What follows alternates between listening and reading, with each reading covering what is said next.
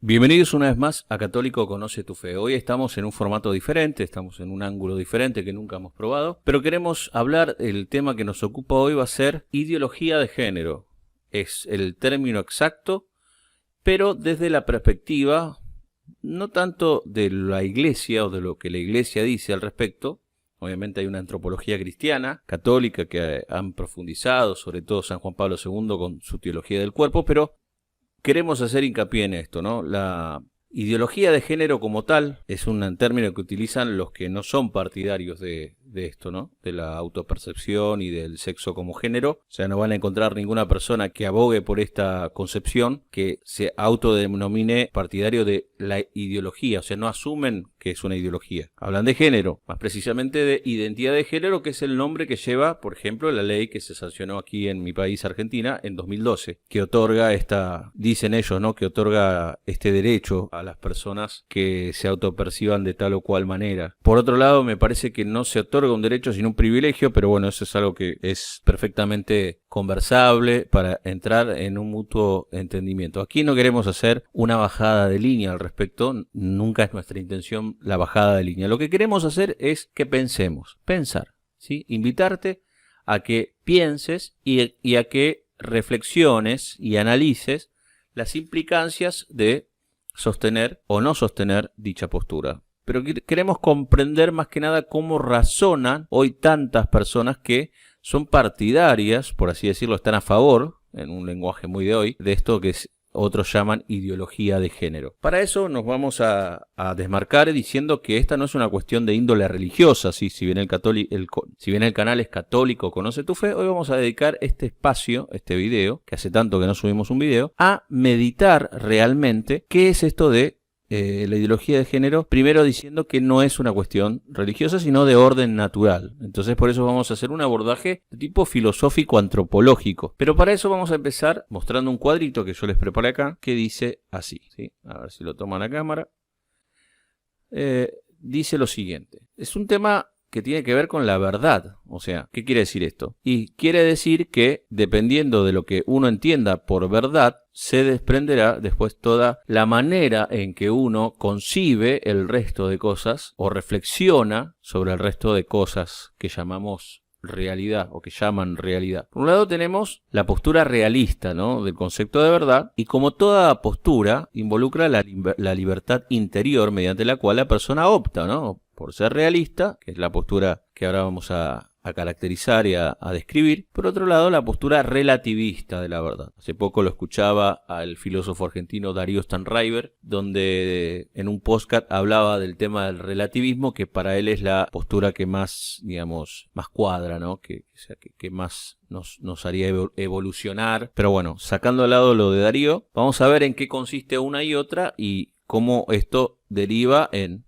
o ideología o en ciencia. Entonces, nosotros acá tenemos el cuadro, el hecho, la realidad, ¿no? Una persona masculina y una persona femenina. Ahora, desde el punto de vista subjetivo, tenemos la postura realista que acepta que la verdad y validez de una proposición o teoría depende de la realidad, o sea, del hecho en sí. O sea, esto es una postura previamente adoptada. O sea, la persona realista acepta que la verdad de cualquier proposición depende de su coincidencia con la realidad considerada. Si yo digo, esto es un micrófono condensador, como mi afirmación respecto de esto coincide con lo que esto es en sí, mi afirmación es verdadera. Por eso, el realista acepta que el sexo, ahora vamos al hecho, ¿no? Al dibujito que está acá, ¿no? En celeste y en rosa.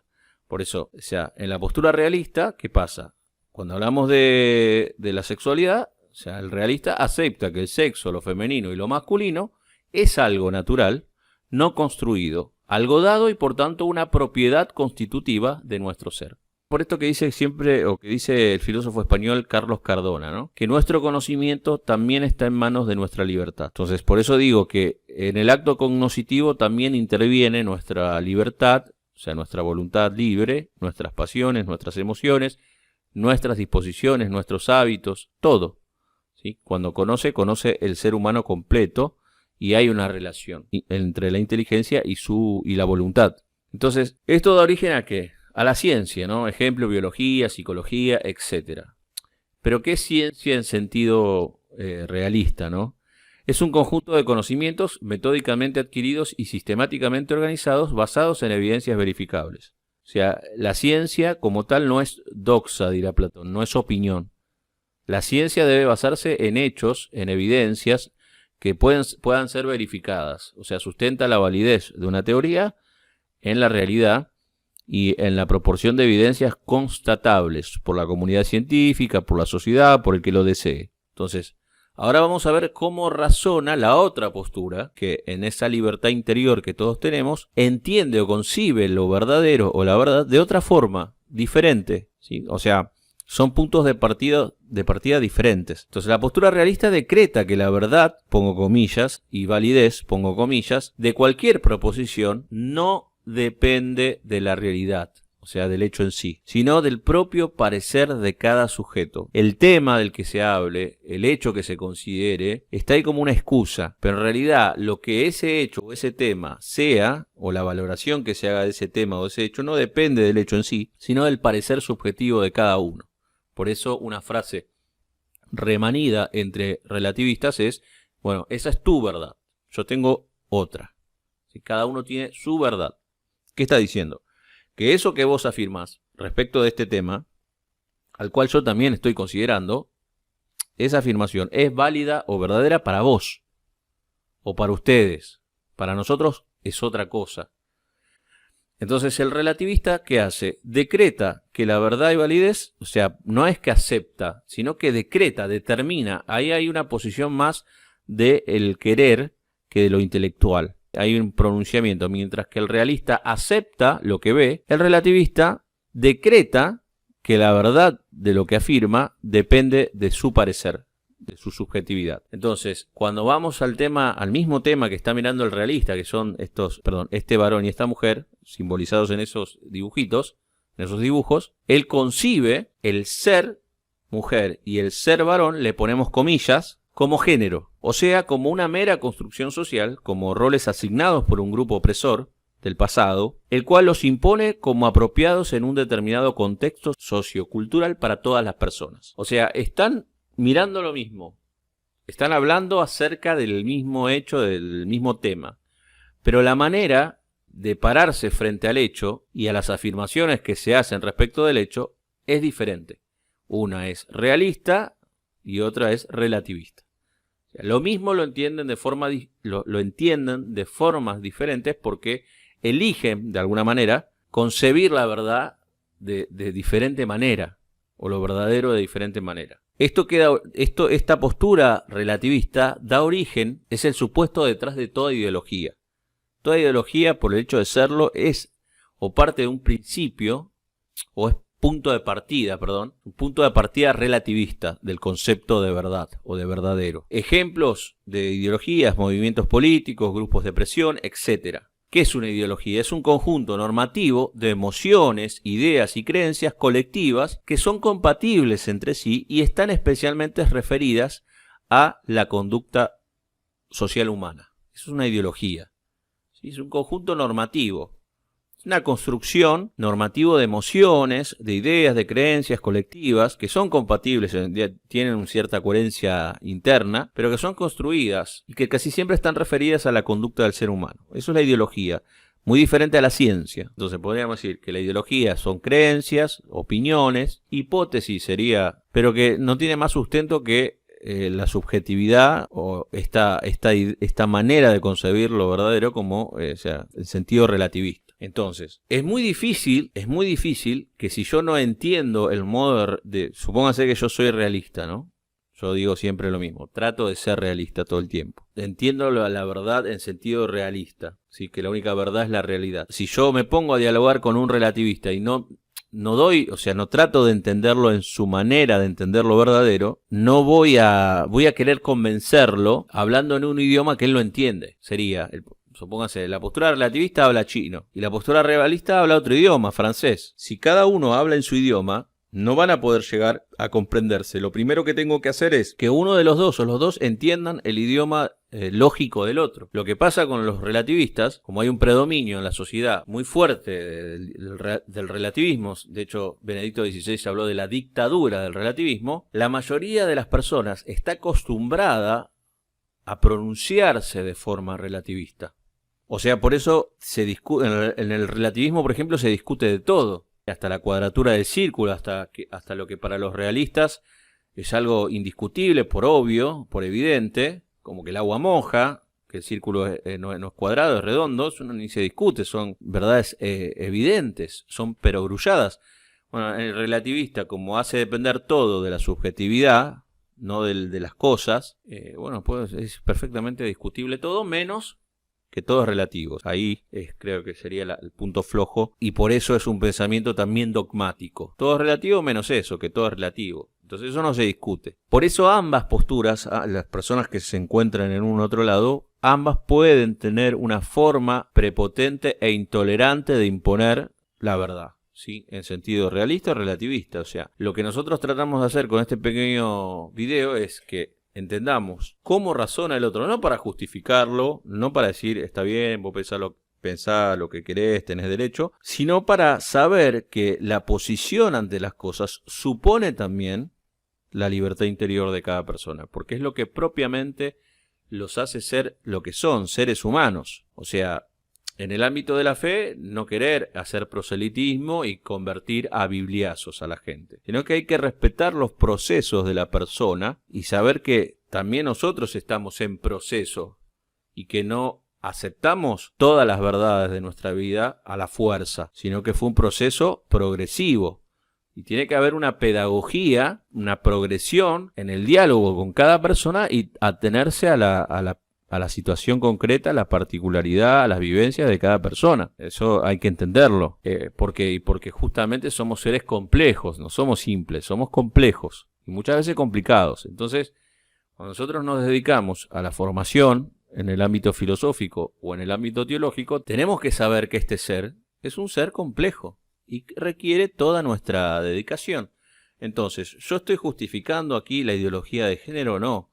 Lo que estoy diciendo es que el germen o el inicio de toda ideología, incluida la ideología de género, donde se concibe el ser mujer y ser varón como género, como una construcción puesta por un grupo opresor del pasado, tiene como base una concepción relativista de la verdad, o sea, de lo verdadero de una teoría o de cualquier cosa que yo vaya afirmando, o de cualquier descripción fenomenológica que yo vaya haciendo. Está hecho partiendo de que la validez de una proposición no depende del hecho de la cosa en sí. No existe tal cosa como un orden natural, no existe tal cosa como una naturaleza, como un orden dado, como un orden de la realidad anterior e independiente del sujeto. No tiene.